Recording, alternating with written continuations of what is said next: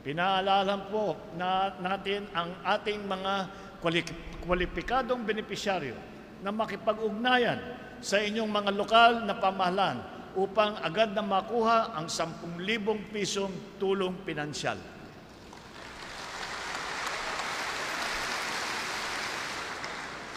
Ito po ay iba pa sa mga tulong na magmumula sa iba't ibang ahensya ng pamahalaan. Bukod sa ito po ay nanggaling po ito sa Office of the President. Dahil po, marami po tayong programa para tulungan. Meron tayo yung AIX, meron tayo yung TUPAD. Marami po tayong programa. Ngunit, sa pag-iikot ko at nakita ko, ay sabi ko, mabuti na meron tayong maibigay. Ngunit, napakahirap ang dinadanasan ng ating mga kababayan, lalo na nagsasaka, lalo na yung mga mangingisda.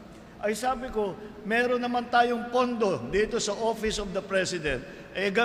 Kung saan-saan pa tayo, imbis na gamitin natin kung saan-saan pa, ito na idagdag natin para sa pondo, para sa pagbigay ng ayuda ng ating mga kasamahan.